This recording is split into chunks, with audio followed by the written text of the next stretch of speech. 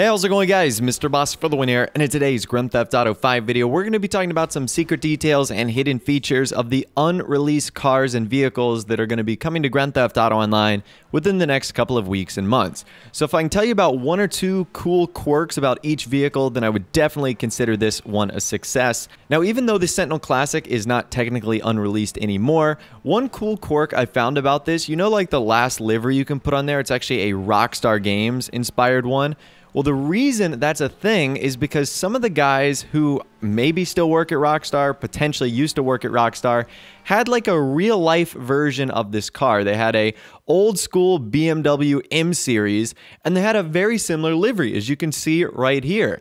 Now, the color scheme is a little bit different, but some of the same sponsors are there, like Pizvazzer, Ron, Burger Shot, Zero Gas.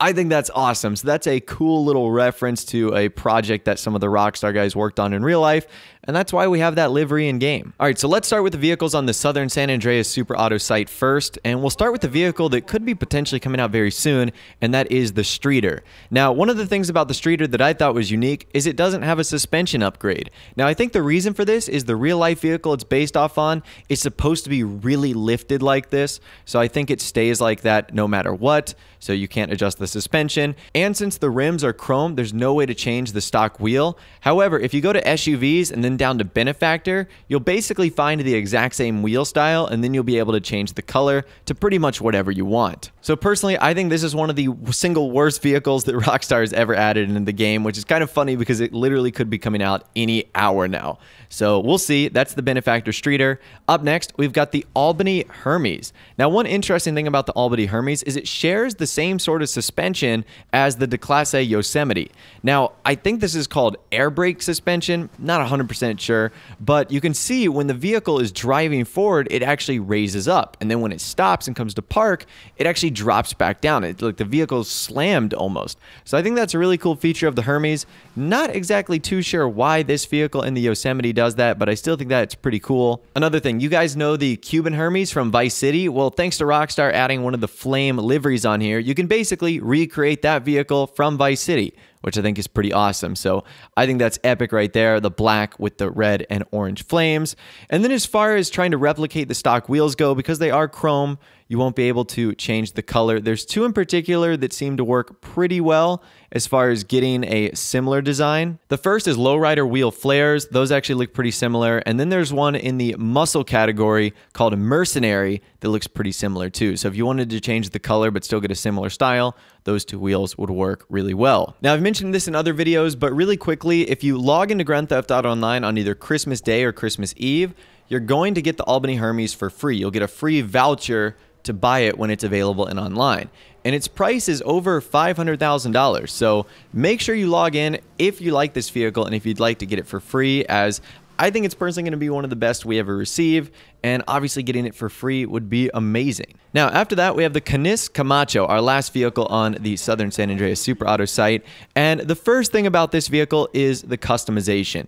It is amazing, and it has customization like we've never seen on any other vehicles. You can put shovels and axes on this. You can remove the doors. You can put weapons in the back, weapon crates. You can put duffel bags. I mean, the customization is just absolutely insane for this vehicle, which I am so hyped about. And another thing, you see that light bar at the top? Guess what? It actually works. Sometimes Rockstar does cool things like that and they put light bars on vehicles, but when you actually turn the lights on, they don't work. Not the case on the Camacho. It does, and that's a really cool effect. I'm so hyped for this Jeep. Not even sure what it's really based off of, but this thing is going to be absolutely epic with its amazing customization and awesome features. All right, let's move on to the only supercar of the drip-feeding vehicles, the Autarch. Now, the first thing that's interesting is the secondary color. If you change the secondary color, that's going to have an impact on the kind of color of the outside of the wheel, or I guess I should say the inside, and also the trim color. So you can see as we're flipping through the different colors, you'll see it change on the stock rim. And then on the inside as well, you can see the trim color change too whenever we flip through the different colors. So that's a pretty cool feature right there. Not going to lie. I think that's obviously awesome of the Autarch. And it also has these like cool things underneath the hood. So it has the same sort of effect that the Autarch GTB has and the Comet Safari. It's sort of got like this awesome underneath side. So I think that's a nice little feature too. Up next, we've got the Canis Savestra, and did you know that this vehicle can actually be weaponized, which is actually kind of awesome.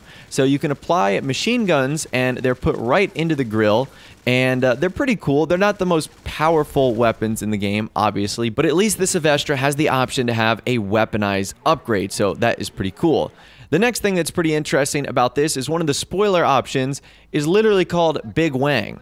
Yeah, I know. Rockstar have added a spoiler option called Big Wang for the Savestra, so it's a big wing, but not sure why they had to call it that. And another thing about the Savestra is it has a livery that is identical to the one we've seen on the RE7B, the Estancia. So you could really make some twins with this one, and you could get some cool looking designs if you had like an RE7B and a Savestra parked right next to each other. They're both Canis vehicles, so that does make sense.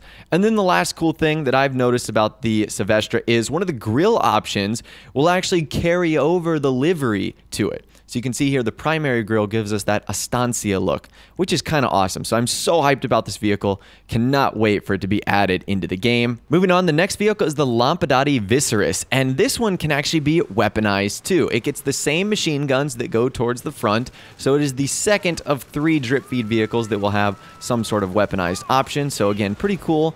Not sure why Rockstar decided to do this with some of the vehicles, but they did, and it's kind of an interesting look. And then the only other interesting thing I could find about this vehicle is some of the changes you can do to like the engine block and the chassis. You can see some of the changes on the inside and on the exterior as well. To be totally honest with you, this isn't all that much of an amazing car as far as features and quirks go, but it also has pop-up headlights too, which makes it one of the coolest vehicles ever. I love good pop-up headlights, and the Viseris has those. After that, we have the Grotti GT500, and this vehicle is not all that exciting. Now, it's a beautiful car, nice classic Ferrari, but there's nothing all that intricately exciting about this. So I don't really know what to tell you guys here.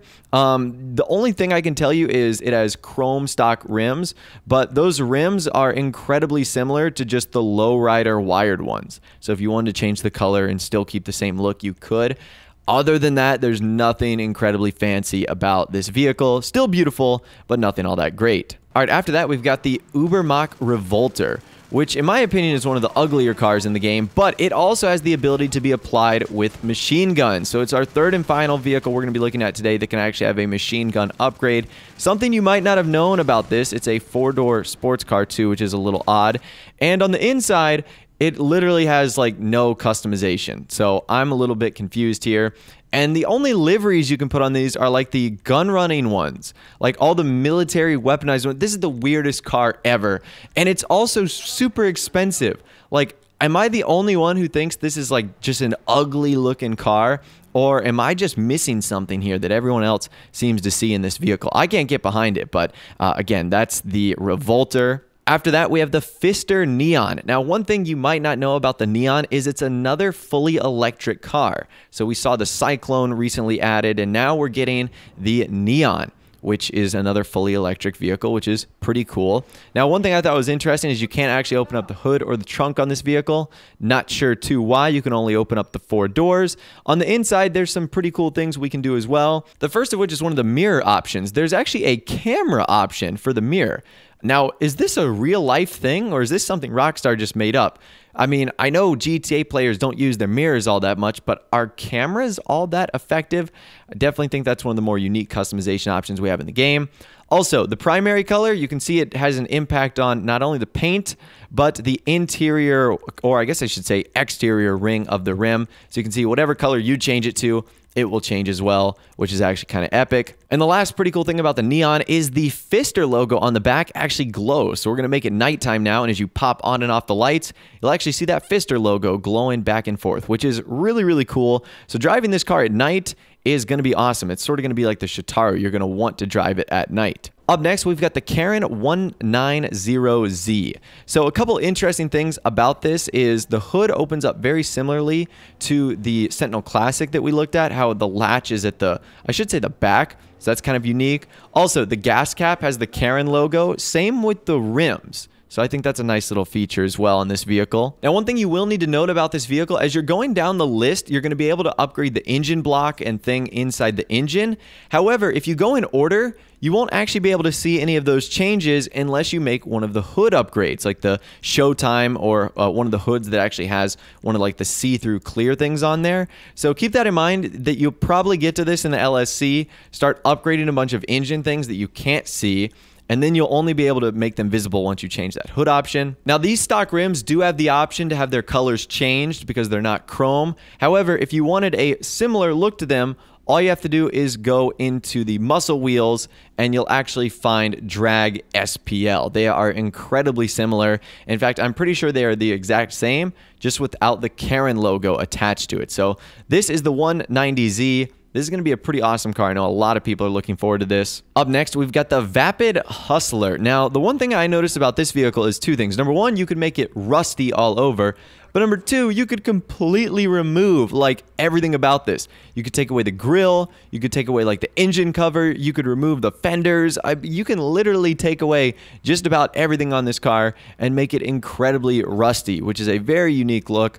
You can also change the stock wheels too. They are literally Classic 5. It doesn't get any easier than that.